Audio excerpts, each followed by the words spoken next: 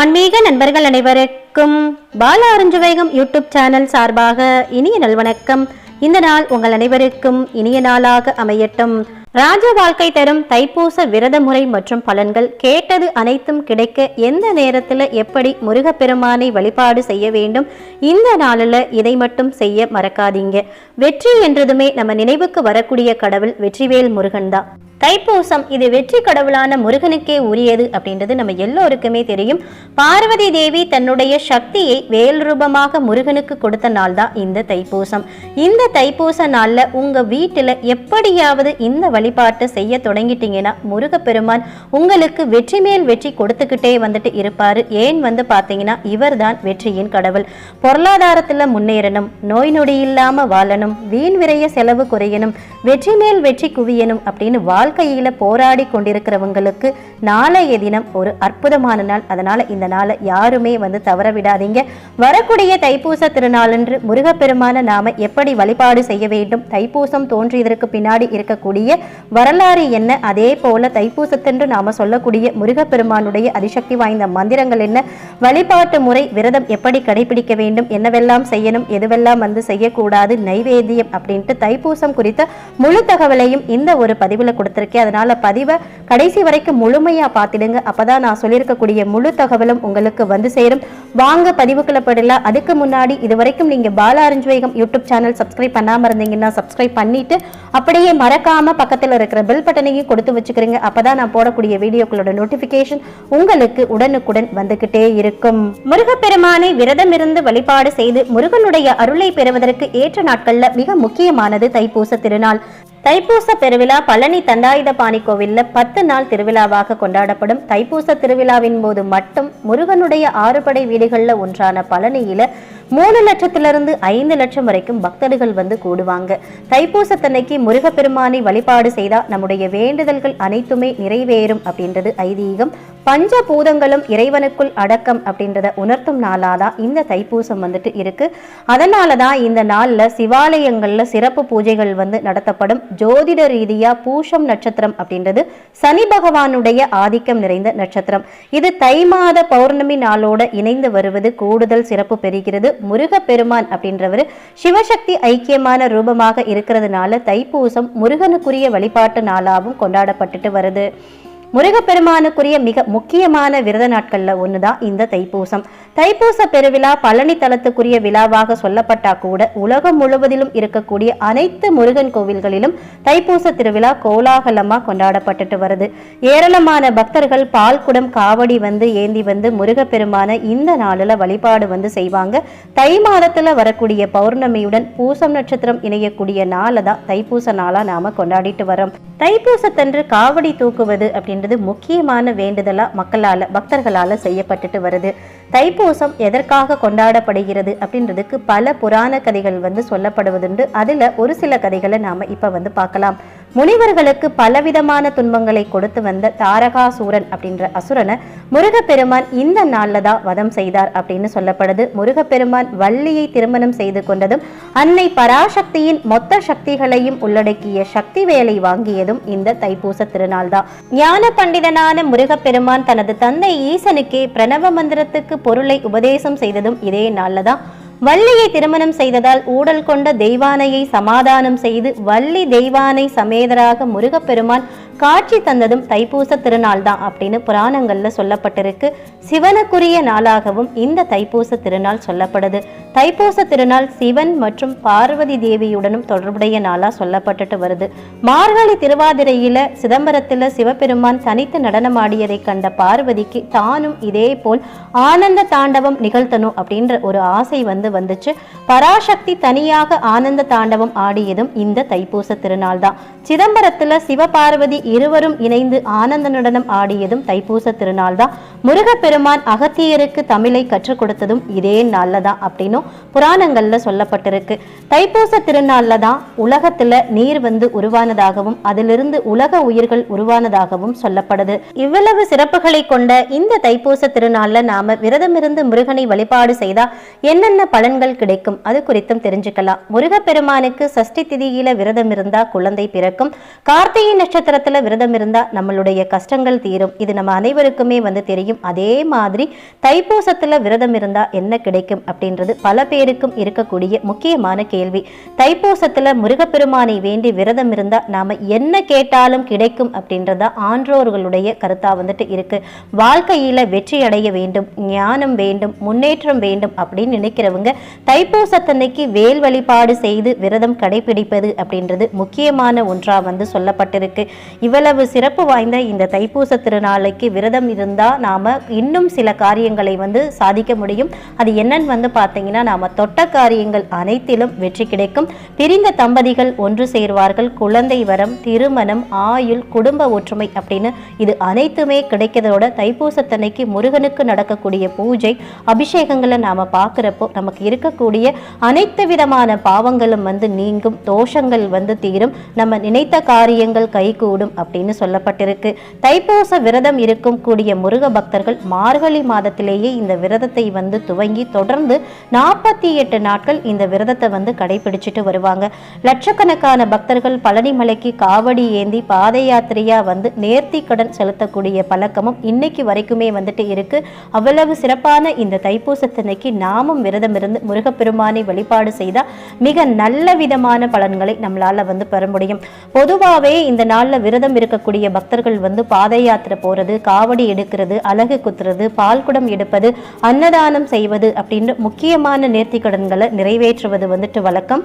அளவில்லாத பலன்களை அள்ளித்தரும் பல சிறப்புகளை கொண்ட தைப்பூச திருநாள் 2021ஆம் ஆண்டு பிப்ரவரி 11ஆம் தேதி செவ்வாய்க்கிழமையோடு கூடிய தைப்பூச திருநாளா வருது. பொதுவாகவே செவ்வாய்க்கிழமை அப்படின்றது முருகப்பெருமானுக்கு உகந்த மங்கள வாரம் அப்படின்னு சொல்லக்கூடிய இந்த செவ்வாய்க்கிழமையில் இந்த வருட தைப்பூசம் வருவது மிகவும் சிறப்பு. முருகப்பெருமானையும் சிவனாரையும் பார்வதி தேவியையும் வழிபட்டு அனைவருடைய அருளையும் ஒரே நாள்ல பெறதுக்கு இந்த நாள் மிகவும் சிறப்பான நாளா இந்த தைப்பூச நாள் சொல்லப்படுது. இந்த வருடத்துக்கான தைப்பூசம் பிப்ரவரி 11ஆம் தேதி அப்படின்னு நாம ஏற்கனவே பல பதிவுகளில் குறிப்பிட்டிருக்கோம். இருந்தாலும் ஒரு சில பக்தர்களுக்கு தைப்பூசம் பிப்ரவரி 11ஆம் தேதியா அல்லது பிப்ரவரி 12ஆம் தேதியா அப்படின்ற ஒரு குழப்பம் இருக்கு. இது எதனால அப்படின்னு பார்த்தீங்கன்னா தைப்பூசம் அப்படின்றது பூசம் நட்சத்திரமும் பௌர்ணமி திதியும் இணைந்து வரக்கூடிய நாளை தான் நம்ம தைப்பூசம் அப்படின்னு சொல்லுவோம். அந்த வகையில் பூசம் நட்சத்திரம் அப்படின்றது நமக்கு பிப்ரவரி 11ஆம் தேதி தான் இருக்கு. அந்த பிப்ரவரி 11ஆம் தேதியோட இரவு நேரத்தில் தான் நமக்கு பௌர்ணமி திதி ஆரம்பமாகுது. இதனால எந்த நாள்ல விரதம் இருக்கணும் அப்படின்ற குழப்பம் பக்தர்கள்கிட்ட இருக்கு. தைப்பூச விரதம் ஒரு நாள் கடைபிடிப்பவர்கள் எந்த நாள்ல கடைபிடிக்கணும் அப்படின்ற குழப்பம் இருக்கு. அது குறித்த தெளிவான விளக்கத்தையும் பௌர்ணமி திதி துவங்கக்கூடிய நேரம், பூச நட்சத்திரம் துவங்கி முடியக்கூடிய நேரத்தையும் தெளிவா நம்ம பார்க்கலாம். ஒவ்வொரு மாதமும் வரக்கூடிய பௌர்ணமி தினம் அப்படின்றது சிவன், அம்பிகை, பெருமாளை வழிபாடு செய்வதற்குரிய ஏற்ற நாளாதான் பல பேரும் நினைத்துட்டு இருக்காங்க. ஆனா பௌர்ணமி அப்படின்றது முருகப்பெருமானுக்குரிய நாளாகவே கருதப்பட்டு பல விரத நாட்களை நம்முடைய முன்னோர்கள் வகுத்திருக்காங்க.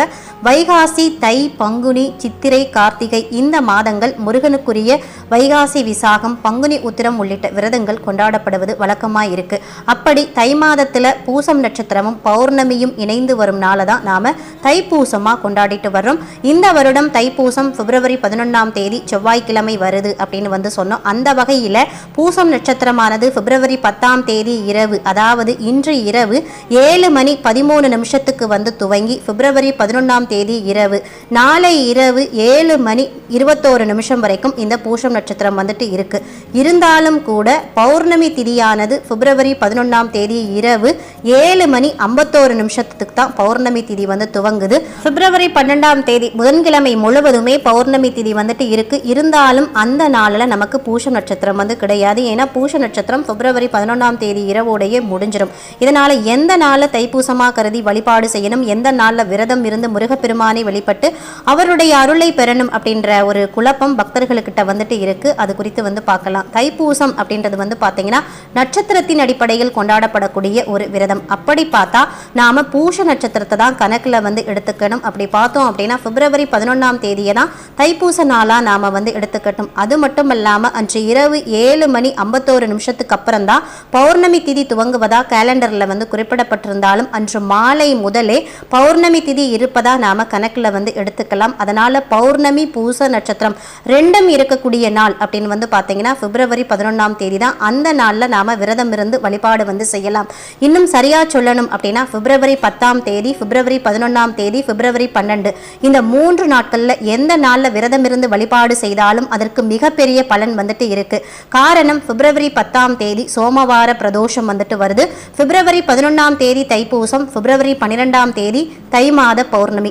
இதனால இந்த 3 நாட்களுமே சிறப்பு வாய்ந்தது தான். முருகப்பெருமானுக்காக தைப்பூச விரதம் இருக்கணும் அப்படின்னு நினைக்கிறவங்க ஒரு நாள் தைப்பூச விரதம் வந்து இருப்பவர்கள் பிப்ரவரி 11ஆம் தேதி காலை நேரத்துல வந்து துவங்கி அன்று மாலையில் விரதத்தை வந்து நிறைவு செய்வது சிறப்பா வந்து சொல்லப்படுது. இந்த நாள்ல முருகப்பெருமானை மட்டுமல்லாம பார்வதி தேவியையும் சிவபெருமானையும் வழிபாடு செய்வது சிறப்பு வாய்ந்ததா சொல்லப்பட்டிருக்கு. இந்த தைப்பூச விரதத்தை நாம எப்படி கடைபிடிக்கணும் அது குறித்த தகவலை பார்க்கலாம். தைப்பூசத்தன்னைக்கு அதிகாலையில எழுந்து நீராடி வீட்டுல இருக்கக்கூடிய முருகப்பெருமான் படத்துக்கு மலர்களால அலங்காரம் வந்து பண்ணிட்டு விளக்கேற்றி வழிபாடு வந்து பண்ணணும். அன்னைக்கு 3 வேளையும் பால் பழம் மட்டுமே வந்து சாப்பிட்டு விரதம் வந்துட்டு இருக்கணும். முருகப்பெருமானுக்கு உரிய கந்தசஷ்டி கவசம், கந்தகுரு கவசம், சண்முக கவசம், கந்தர் அலங்காரம், கந்தர் அனுபூதி, திருப்புகழ், வேல்மாறல் உள்ளிட்ட பாடல்களை நாம பாராயணம் வந்து செய்யணும். இது எதுவுமே தெரியாதவர்கள் எளிமையாக ஓம் சரவண பவ அப்படின்ற 6 எழுத்து மந்திரத்தை சொல்லி முருகப்பெருமான இன்றைய தினம் முழுவதுமே நாம வழிபாடு வந்து செய்யணும். மாலை நேரத்துல கோவிலுக்கு போய் முருகப்பெருமானை தரிசனம் வந்து பண்ணிட்டு அதுக்கப்புறம் சந்திரனை தரிசித்த பிறகுதான் நீங்க விரதத்தை வந்து நிறைவு பண்ணணும். அடுத்ததா இந்த நாளில் நாம முக்கியமாக செய்ய வேண்டிய வழிபாடு வந்து பார்த்தீங்கன்னா வேல் வழிபாடு. முருகப்பெருமான் அசுரர்களை அழித்து தேவர்களை காப்பதற்காக அன்னை பராசக்தியிட்ட இருந்து ஞான வேலை பெற்ற தினம்தான் தைப்பூச நாளா நாம கொண்டாடிட்டு வரோம். வேல் வேறு முருகன் வேறு கிடையாது. தமிழகம் மட்டுமல்லாம உலகோட பல பகுதிகளிலும் மூலஸ்தானத்துல முருகனுடைய விக்கிரகத்துக்கு பதிலாக வேல் மட்டுமே வைத்து வழிபாடு செய்யக்கூடிய பழக்கம் வந்துட்டு இருக்கு. வேல் அப்படின்றது வெற்றியோட அடையாளமா சொல்லப்படுது. இது ஞானத்தின் அடையாளமாகவும் சொல்லப்படுது.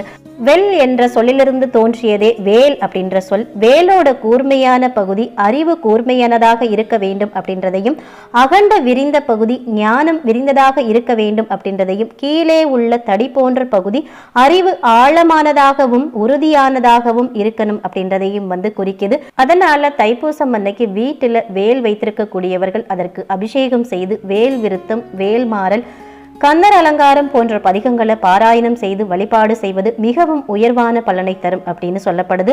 இந்த வருடத்துக்கான தைப்பூசம் பிப்ரவரி 11ஆம் தேதி, அதாவது நாளைய தினம் செவ்வாய்க்கிழமை வருகிறது அப்படின்னு நம்ம வந்து சொல்லியிருந்தோம். இருந்தாலும் முருகனுடைய அருளை வெகு விரைவில் நம்ம வந்து பெறதுக்கு முருகனுக்குரிய செவ்வாய்க்கிழமையில் இந்த தைப்பூசம் வர்றதுனால எந்த நேரத்தில் ஒரு சில குறிப்பிட்ட நேரங்கள் வந்து சிறப்பாக வந்து சொல்லப்படுது இல்லையா, அப்படி எந்த நேரத்தில் நாம் வழிபட்டால் முருகனுடைய அருளை வந்து பெற முடியும். குறிப்பாக வீட்டில் வேல் வைத்து வழிபாடு செய்பவர்கள் எந்த நேரத்தில் வேலுக்கு பூஜை செய்து வழிபடலாம் அப்படின்ற தகவலை வந்து தெரிஞ்சுக்கலாம். செவ்வாய்க்கிழமையில் வரக்கூடிய செவ்வாய் ஹோரை அப்படின்றது முருகப்பெருமானுக்கு மிகவுமே சிறந்த ஒரு நேரமாக வந்து சொல்லப்படுது. அந்த வகையில் செவ்வாய்க்கிழமை என்று செவ்வாய் ஹோரை வந்து பார்த்தீங்கன்னா 3 நேரங்களில் வரும். காலை 6 மணியிலிருந்து 7 மணி வரைக்கும் செவ்வாய் ஹோரை வந்துட்டு இருக்கும். ஆனால் அந்த நேரத்தில் வந்து பார்த்தீங்கன்னா நமக்கு பூஷ நட்சத்திரம் ஆரம்பம் ஆகியிருக்காது. இருந்தாலும் நீங்கள் அந்த நேரத்தில் வழிபாடு வந்து செய்யலாம். அடுத்ததா மதியம் 1 மணியிலிருந்து 2 மணி வரைக்கும் செவ்வாய் ஹோரை வந்துட்டு இருக்கும். இந்த நேரத்தில் வழிபாடு வந்து செய்வது வந்து சிறப்பு. இரவு 8 மணியிலிருந்து 9 மணி வரைக்கும் செவ்வாய் ஹோரை வந்துட்டு இருக்கும். அந்த நேரத்திலையும் நமக்கு பூஷ நட்சத்திரம் வந்துட்டு இருக்காது. ஆனால் பௌர்ணமி திதியானது வந்துட்டு இருக்கும். ஆக இங்க குறிப்பிட்ட இந்த 3 நேரங்களில் உங்களுக்கு எந்த நேரம் வந்து உகந்ததா வந்துட்டு இருக்கோ அந்த நேரத்தில் வேலுக்கு பூஜை செய்து நீங்க வழிபாடு செய்வது சிறப்பு. இந்த 3 நேரத்திலும் செய்தாலும் மிகவும் அதிகப்படியான பலன்கள் உங்களுக்கு வந்து கிடைக்கும். நாள் முழுவதும் நமக்கு பூஷ நட்சத்திரம் இருந்தாலும் இருந்தாலும் கூட செவ்வாய்க்கிழமையன்று செவ்வாய் ஹோரையில் நாம இந்த வழிபாட்டை செய்யும் போது நமக்கு மிக அபரிமிதமான பலன்கள் கிடைப்பதா சொல்லப்படுது. நினைத்தது நிறைவேறணும் அப்படின்னா முருகப்பெருமான இந்த நாளில் நாம எப்படி வழிபடணும் அப்படின்னு பார்த்தீங்கன்னா, தைப்பூசத்தன்னைக்கு உங்க வீட்டில் இருக்கக்கூடிய முருகப்பெருமான் படத்துக்கு சிவப்பு நிற மலர்கள் சூட்டணும். சிவப்பு நிற மலர்கள் அப்படின்னு பார்க்குறப்ப செவ்வரளி மலர்கள் நாம போடலாம். அதே மாதிரி பார்த்தீங்கன்னா செம்பருத்தி மலர்கள் சூட்டலாம். அப்படி சூட்டி வச்சுட்டு முருகப்பெருமானுக்கு 6 விளக்குகள் வெற்றிலை மேலே ஏற்றி வழிபாடு செய்யுங்க. வெற்றிலை அப்படின்றது வெற்றியை தரக்கூடியது. 6 வெற்றிலை எடுத்துக்கிட்டு அது மேலே 6 அகல் விளக்குகள் வைத்து சிகப்பு கலர்ல இருக்கக்கூடிய திரி போட்டு நெய்யூற்றி தீபம் ஏற்றி வழிபாடு செய்யுங்க. சிவப்பு நிற மலர்கள் கிடைக்கல அப்படின்ற பட்சத்தில் வெள்ளை நிற மலர்கள் அது வச்சுக்கலாம். அதே போல செண்பகப்பூ கிடைத்தது அப்படின்னா செண்பகப்பூவும் நீங்க வைக்கலாம். அது மிக மிக சிறப்பானது. நெய்வேத்தியமா பார்த்தீங்கன்னா பாயசம், சர்க்கரை பொங்கல் இந்த மாதிரி ஏதாவது ஒரு இனிப்பை நெய்வேத்தியமா வைங்க. அதே மாதிரி பழங்கள் அப்படின்னு சொல்றப்போ நாம செவ்வாழை பழம் இந்த நாளில் படைக்கிறது மிகவுமே சிறப்பு. செவ்வாழை கிடைக்காதவங்க நார்மலா நம்ம வைக்கக்கூடிய மஞ்சள் வாழைப்பழமும் வைக்கலாம். வெற்றிலை பாக்கு வாங்கி வைத்து மனதார முருகப்பெருமானை முருகா அப்படின்னு நீங்க சொல்லி வழிபாடு செய்தாலே போதும். முருகனுக்குரிய மந்திரங்கள், பாடல்கள் ஏதாவது ஒன்றை பாடி உங்களுடைய வேண்டுதல் அல்லது கோரிக்கை எதுவா இருந்தாலும் முருகப்பெருமானு கிட்ட மனமுருகி சொல்லி நீங்க முறையிட்டு பாருங்க. நீங்க மனதார உள்ள முருகி முருகா அப்படின்னு ஒரு முறை அழைத்து முருகப்பெருமானு கிட்ட முறையிட்டாலே போதும். அவர் உள்ளம் மகிழ்ந்து நீங்க கேட்ட வரத்தை கேட்டபடியே தந்திடுவார். அவ்வளவு அருமையான அற்புதமான கலியுகத்தோட கண்கண்ட தெய்வம் முருகப்பெருமான். கூப்பிட்ட குரலுக்கு கூப்பிட்ட உடனே ஓடி உங்களுடைய குறைகளை தீர்க்கக்கூடியவர். அதனால யாருமே இந்த நாளை தவற விடாதீங்க. குறிப்பிட்டு இந்த நாள்ல உங்களால முடிஞ்ச அளவுக்கு ஏழை எளிய மக்களுக்கு அன்னதானம் கொடுங்க. குறைந்தது ஒரு 3 பேருக்காவது வயிறார சாப்பாடு வாங்கி கொடுங்க. நிச்சயம் நீங்க நினைத்ததை நினைத்தபடியே நடத்தி கொடுப்பார். யாரையும் கோபமா இந்த நாள்ல நீங்க திட்டக்கூடாது, அவமானப்படுத்தக்கூடாது. அதே போல இந்த நாள்ல கடன் வாங்குறத தவிர்க்கிறது ரொம்பவே நல்லது. கடன் கொடுக்கறதும் கடன் வாங்காமல் இருக்கிறதும் நல்லது. அடுத்ததா இந்த நாளில் நாம சொல்ல வேண்டிய முருகப்பெருமானுடைய அதிசக்தி வாய்ந்த மூல மந்திரம் பார்த்தீங்கன்னா ஓம் சரவண பவாய நமக, ஓம் சரவண பவாய நமக, ஓம் சரவண பவாய நமக. இந்த ஒரு மூல மந்திரத்தை பார்த்தீங்கன்னா உங்களால் முடிஞ்ச அளவு அந்த நாள் முழுவதுமே தைப்பூசம் முழுவதுமே சொல்லிட்டே இருங்க. தைப்பூசத்தன்னைக்கு இந்த ஒரு மந்திரத்தை சொல்ல தொடங்கி தினந்தோறுமே காலை நேரத்தில் ஒரு 9 முறையும் மாலை நேரத்தில் ஒரு 9 முறையும் நீங்க இறை வழிபாடு செய்யும் போது இந்த ஒரு மந்திரத்தை நீங்க ஒரு 9 முறை மட்டும் சொல்லி பாருங்க. நிச்சயம் பார்த்தீங்கன்னா நல்ல நல்ல மாற்றங்கள் உங்க வாழ்க்கையில நடக்கும். முருகப்பெருமான் அதை நடத்தி காட்டுவார். நீங்கள் நினைத்தது நினைத்தபடி நடக்கும். நியாயமாக எதுக்காக நீங்கள் வேண்டுதல் வைத்தீங்களோ அந்த வேண்டுதல் அடுத்த வருடம் தைப்பூசம் வர்றதுக்குள்ள அந்த வேண்டுதல் கட்டாயம் நிறைவேறியிருக்கும். கலியுக தெய்வமான முருகப்பெருமான் உங்களுடைய கவலைகளை போக்கி உங்கள் அனைவருக்குமே ஒரு வளமான வாழ்க்கையை கொடுக்க வேண்டும் அப்படின்னு சொல்லி முருகப்பெருமானை வணங்கி இந்த பதிவை இதோடு நிறைவு செய்கிறேன். இந்த பதிவு உங்களுக்கு மிகவும் பயனுள்ள பதிவாக இருந்திருக்கும் நினைக்கிறேன். இந்த பதிவு பிடிச்சிருந்தது அப்படின்னா லைக் பண்ணிட்டு உங்க நண்பர்களுக்கும் ஃபேமிலி மெம்பர்ஸ்க்கும் ஷேர் பண்ணுங்க. அவர்களும் பார்த்து பயன்பெறட்டும். இந்த பதிவை பற்றின கருத்துகளையும் உங்களுடைய சந்தேகங்களையும் கமெண்ட் செக்ஷன்ல சொல்லுங்க. மற்றும் ஒரு நல்ல பதிவில் சந்திப்போம். அதுவரை உங்களிடமிருந்து விடைபெறுவது உங்கள் பாலா. நன்றி, வணக்கம், வாழ்க வளமுடன்.